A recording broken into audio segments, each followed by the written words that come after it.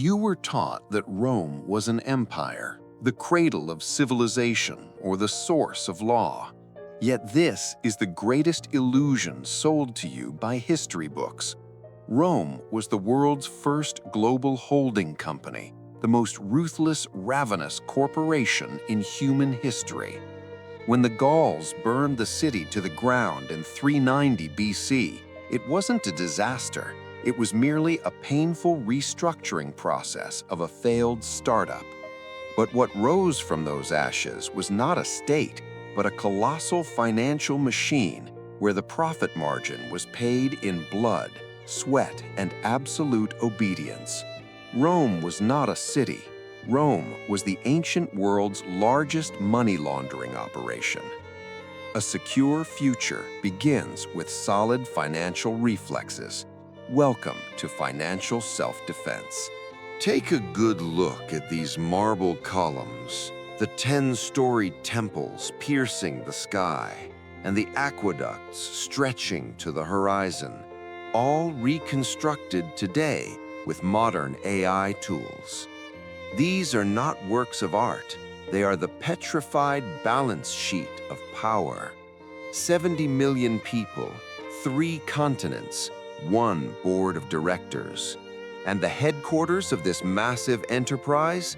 The Roman Forum. This is the Wall Street of the ancient world. It wasn't just the silver denarius in circulation here. People's hopes, fears, futures, and even their breath were traded on this floor. Look at the Curia, the Senate House at the heart of the Forum. This was the boardroom where 600 shareholders, the senators, gathered to discuss the distribution of the empire's dividends.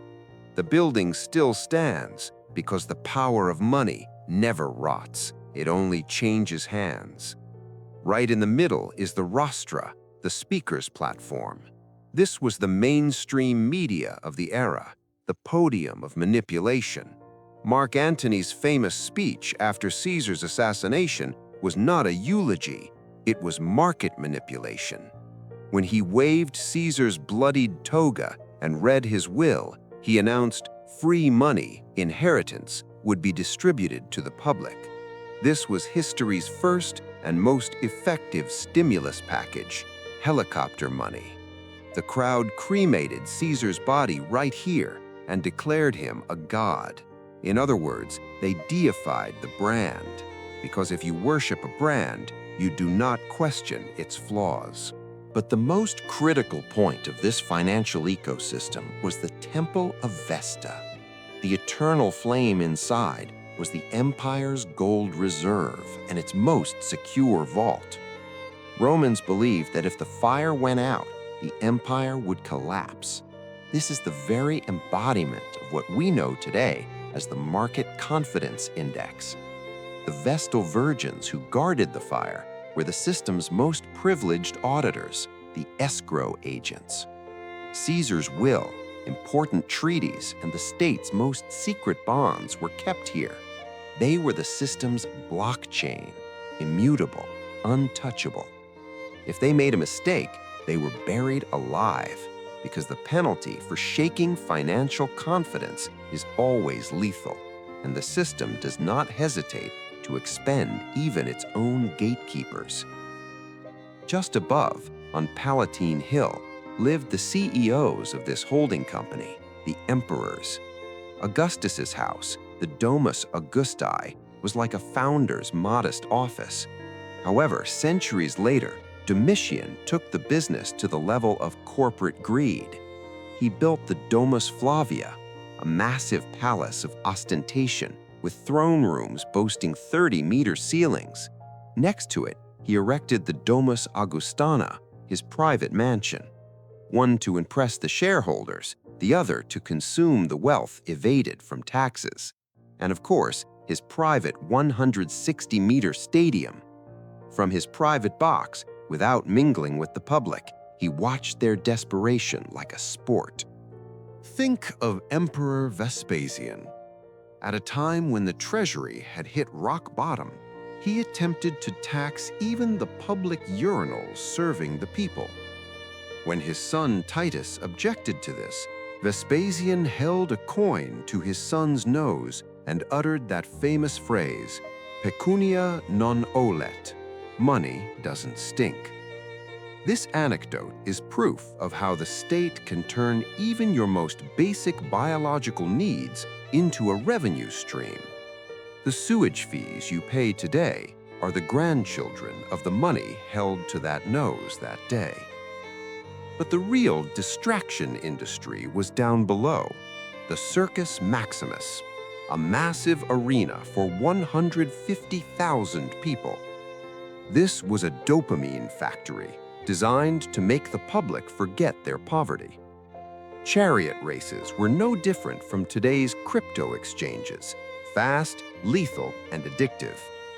Drivers tied the reins around their waists, crashing into each other at speeds of 75 kilometers an hour, dying in accidents called shipwrecks as they were dragged along.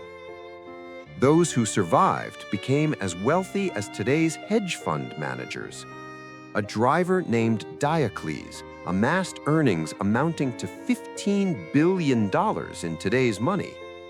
This fortune was the accumulation of small bets coming out of the public's pockets. 4 teams: blues, greens, reds, whites. The fans' loyalty was so blind that riots breaking out in the stands would kill thousands. This wasn't a sport. This was mass hysteria, a safety valve the system used to manage rage. And the Colosseum, a slaughterhouse for 50,000 people. Here, violence was not an accident, but the product itself.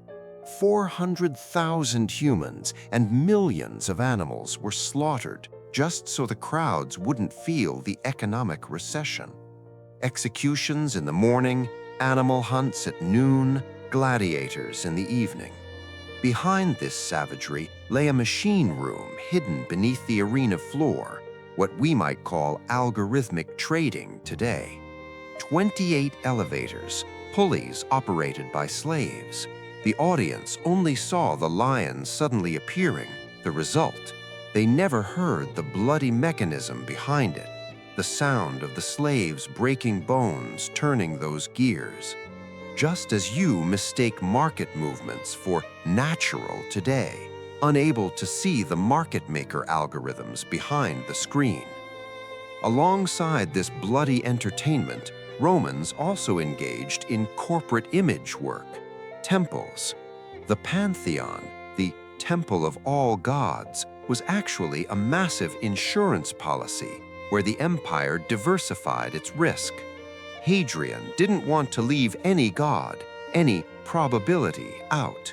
That 43-meter concrete dome still stands today because Roman concrete, much like the debt system they established, possessed a chemistry that hardened over time. However, the financial system's real vault was the Temple of Jupiter on Capitoline Hill. Generals would bring the treasures of conquered lands here. This was the headquarters of the central bank. The spiritual collateral of the empire was stored here. So who protected this wealth? The Praetorian Guard, the emperor's elite bodyguards, essentially today's private security companies or military contractors. Their barracks were at the Castra Praetoria, right on the edge of the city. Their salaries were 3 times that of regular soldiers. But history teaches us a bitter lesson. If you buy loyalty with money, someone offering more money will steal that loyalty from you. These guards killed at least 13 emperors. In 193 AD, after killing Emperor Pertinax, they auctioned off the imperial throne on the ramparts of their barracks.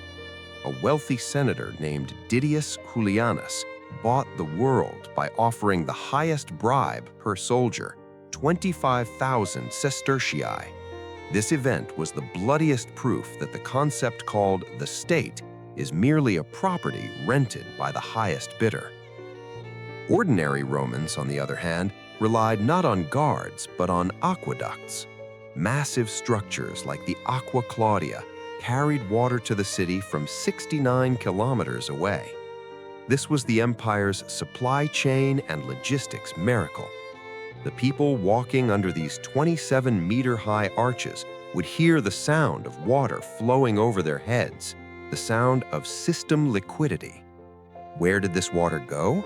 To massive complexes like the Baths of Trajan. These 11-hectare areas were like corporate perks offered to employees. Gyms, pools, libraries.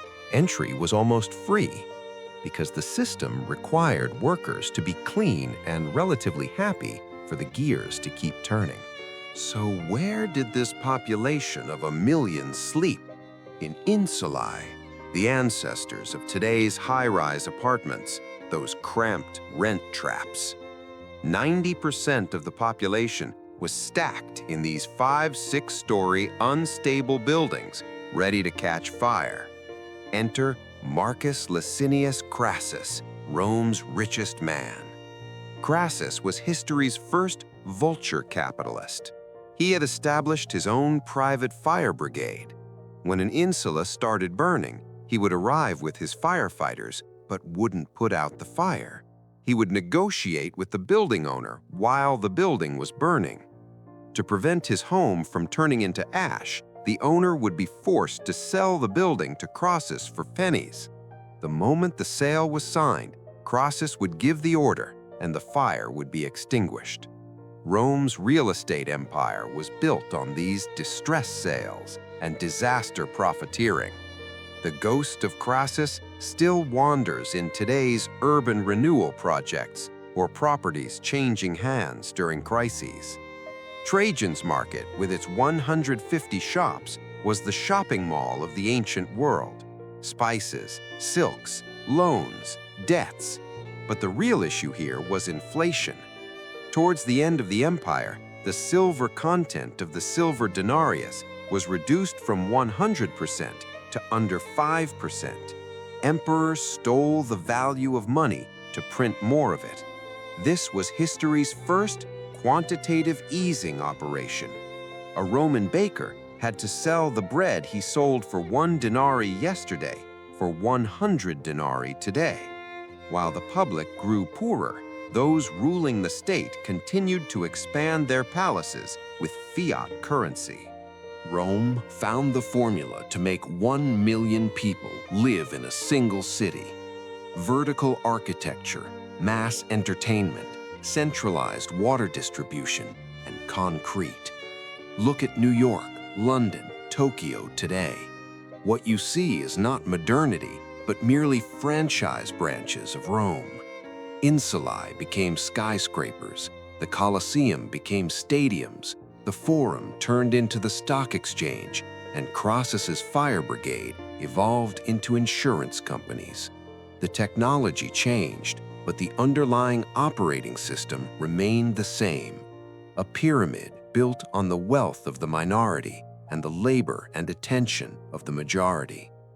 History does not sleep on dusty shelves. It waits in the shadow of every wrong step you take today, every loan you sign, every promise you believe.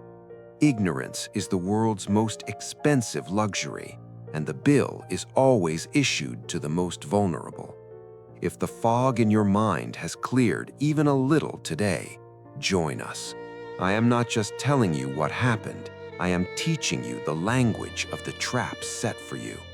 Remember, those who do not understand the rules of the game are doomed to become the rule of the game. Stay alert with financial self-defense.